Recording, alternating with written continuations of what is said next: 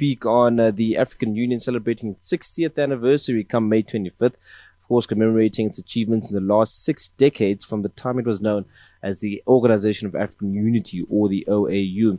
But then, as now, 20 years since it's transformed into the African Union in 2002, the continental bloc faces more failures and successes, according to analysts. There are also differences in opinions on whether to access the continental body from May 25th, 1963, when the OAU was founded, or based it from 2002, when the organization got a new name and new mandate. And just to speak to us on the journey of the African Union, we are joined by seasoned diplomat this morning, that is Ambassador Kaire Mbuende. Ambassador, good morning. Good morning. Thank you so much for making some time for us this morning, Ambassador. And just as somebody who has been in the space of international relations and diplomatic relations throughout the years, looking at the African Union as a continental body, perhaps just talk to us on your particular thoughts of how the AU has progressed from the OAU in 2002, and of course, just whether you think that already on its own was a right move. Right. I think the Organization of African Unity, when it was formed, the focus was more political in terms of ridding the continent of colonialism, and I think that mission was completed successfully. Then after that, it was an issue of what is a new mandate.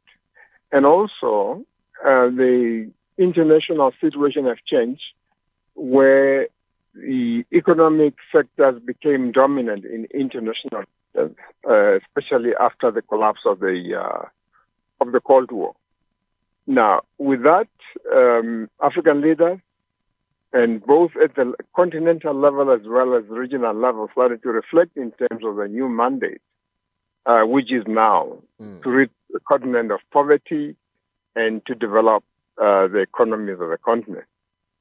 Now, when you look at the process of regional integration anywhere else in the world, there's a certain level of harmonizations of policies, rules, and procedures. And at the time when the African Union was, or the OAU was being transformed into the African Union, some of us were of the view that the stage has not been reached for that kind of transformation because of the level of integration. The trade between our countries was only barely at 2%. Harmonization of rules and regulations and so forth was lacking behind.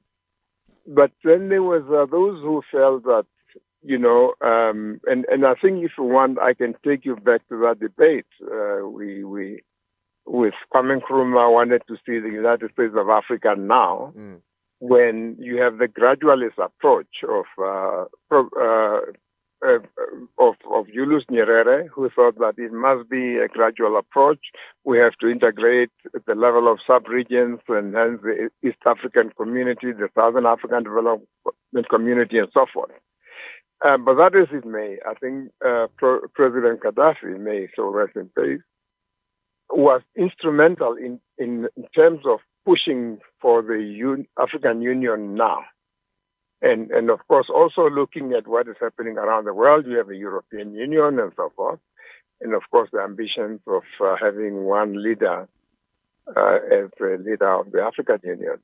Now, that is in May. The fact remains that a decision was taken and the process of transformation started. Even though some of us, during the debate, we thought that certain steps must be taken before the transformation can take place. So what has happened? The agenda is obviously more economic, and but also the whole issue of shared value systems came to the fore more prominently than previously.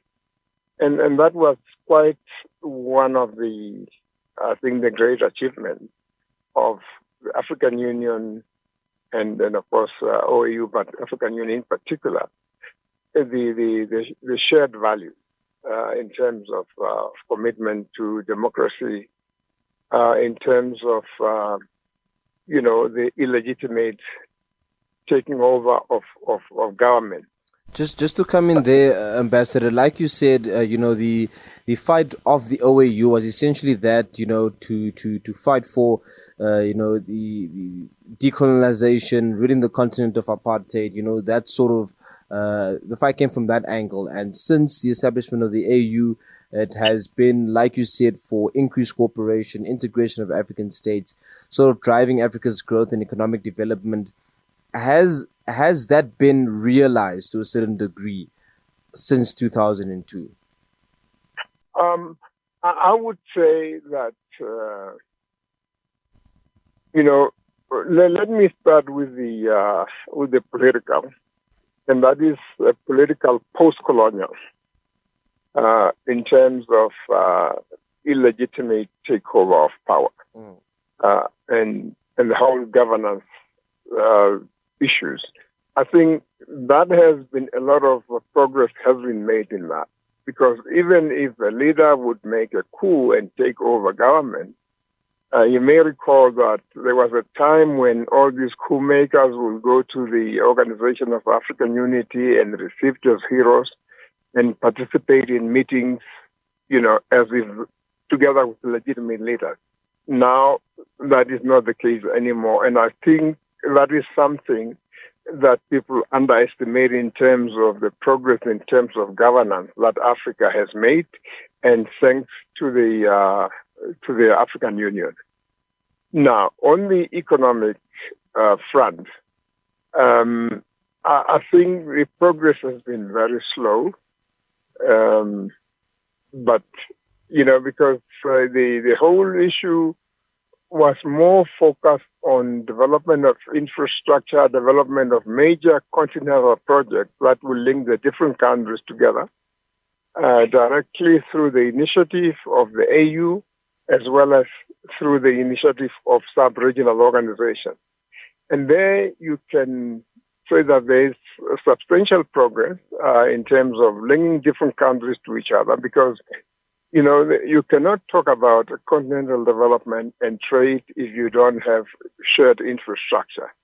And I think that a lot of, with the exception of, I would say there's a region that are more challenging, but East Africa has made a substantial progress.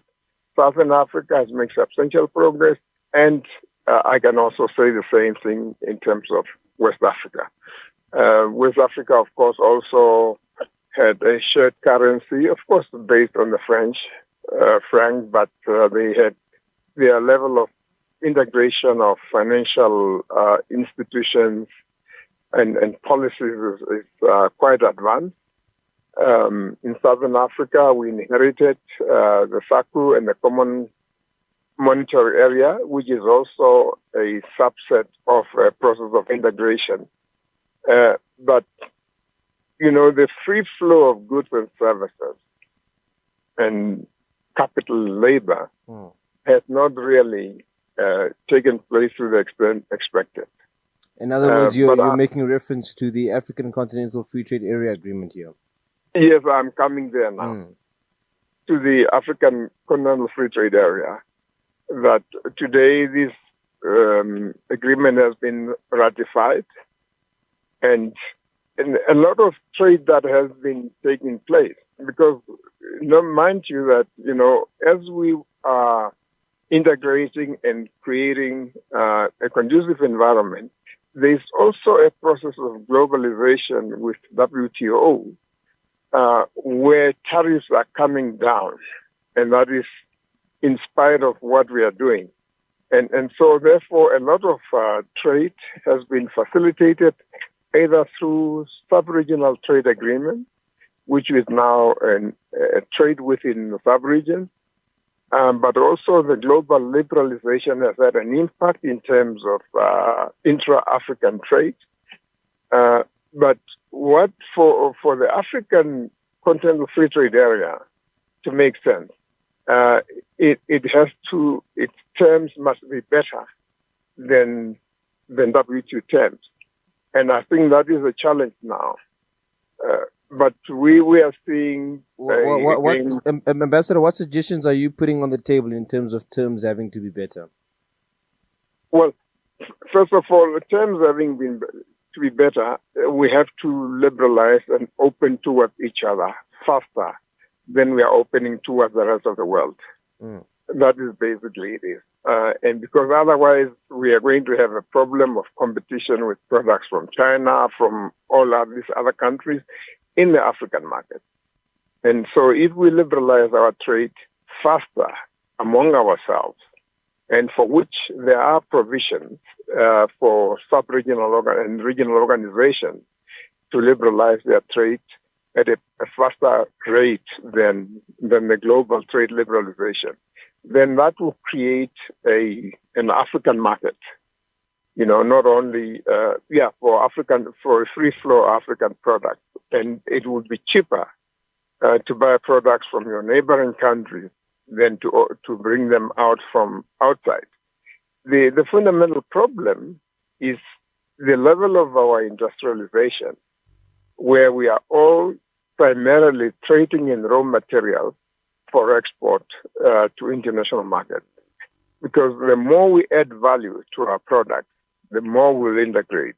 And you see that those economies within the continent, whether it's talking about South Africa, Kenya, and to a certain extent Nigeria, Mauritius, those countries have more diversified economies, and therefore their trade with the rest of Africa is much higher than the countries with the less diversified economy.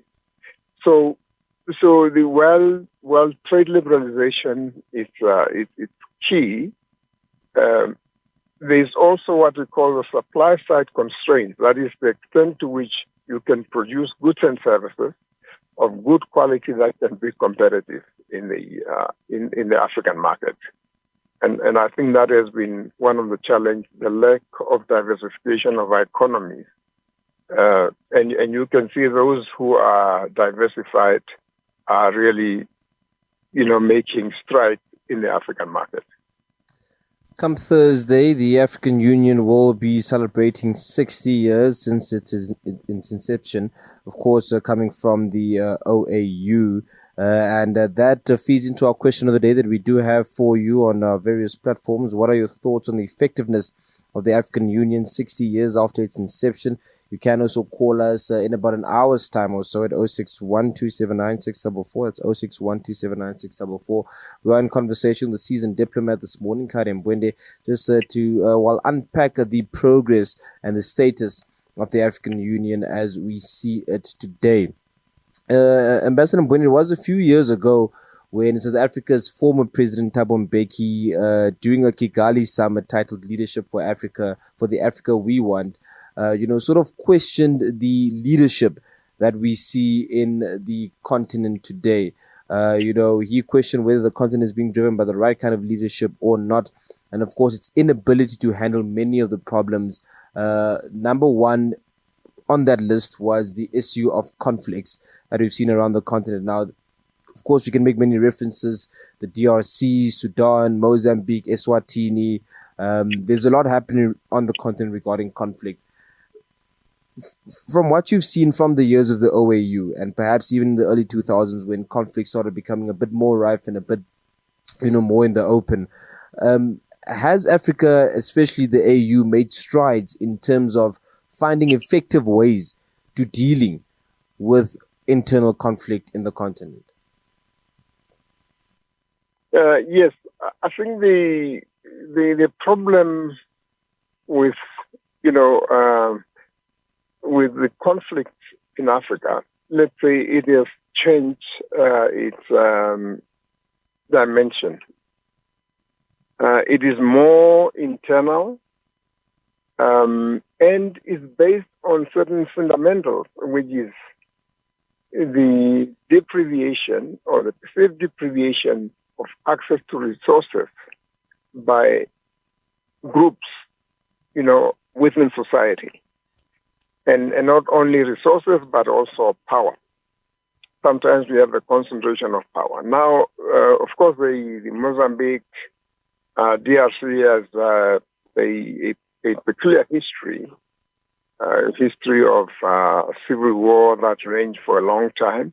In the case of Mozambique, and which was essentially externally induced, and then a compromise was found, a ceasefire. But still, the structures of our societies are such. If we do not share wealth and share power, people will resort to this kind of conflict. But to give credit to the AU, I think they have developed mechanisms to mediate, and there is a limit to your mediation. They have developed mechanisms to mediate and to try and find solution to some of these conflicts. And we have moved away from the thinking that was in the OAU of non-interference in internal affairs. The AU now can interfere, can intervene and try to resolve some of this conflict, whether it's directly through AU, through sub-regional organization, and in some instances in collaboration with the United Nations. The question is that still, on the whole, on the scale, if you look at how many countries where do you have conflicts today, and if you go back to the past, you can see that the conflicts actually decreased. Then countries where you thought you went beyond conflict, to talk about the neighboring country of Mozambique, that had election in 1994 after a protracted civil war. One thought that now the issues have been resolved and we have made a transition to democracy. But still we find the issues of regionalism and others still lingering on. So the whole issue of national integration is key, whereby resources are shared equitably between regions.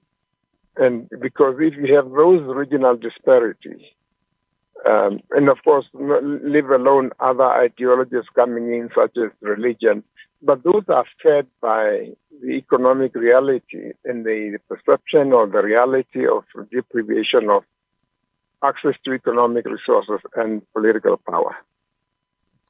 But having said that, Africa spent a lot of resources in mediating and trying to resolve some of this conflict. Sometimes with the support from the international community and sometimes using their own resources. And so I think in terms of conflict resolution,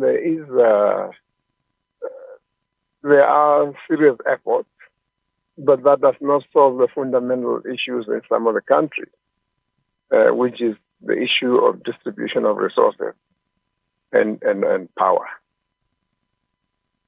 As we start winding down our conversation, Ambassador, and still on the point of conflict resolution and surrounding the issue of conflict, there is this vision by Africa that has been extended to 2030. It was supposed to be silencing the guns 2020. We have not reached it 3 years ago. We will try and reach it by 2030.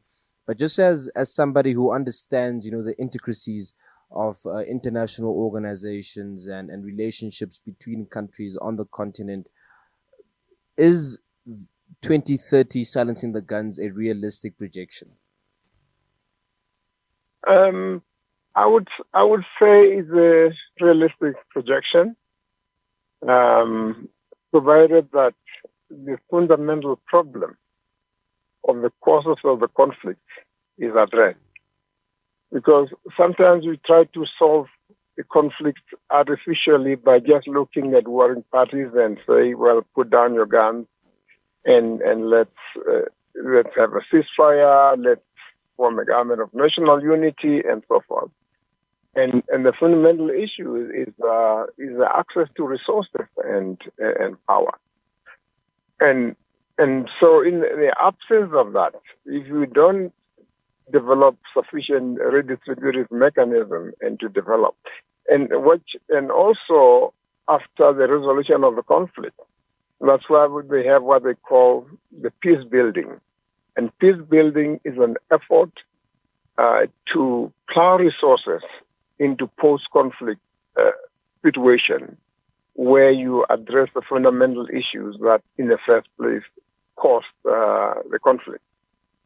And, so very few conflicts are linked to the issue. Of course, there are some prolonged stay in power and so forth, but most of them are fundamentally of economic nature. Ambassador, just before we let you go, your message to all African citizens on the continent as we lead our way to May 25th and Thursday.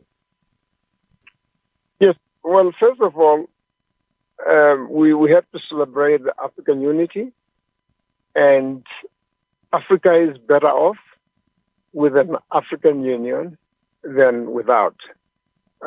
And we can be critical of how effective or ineffective it is, but it is still give us hope of addressing some of the fundamental challenges facing Africa.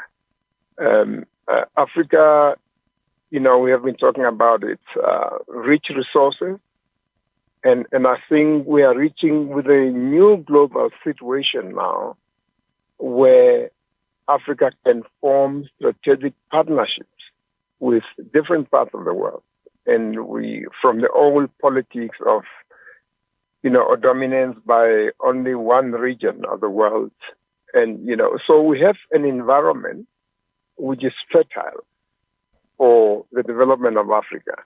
The issue is leadership to seize that moment.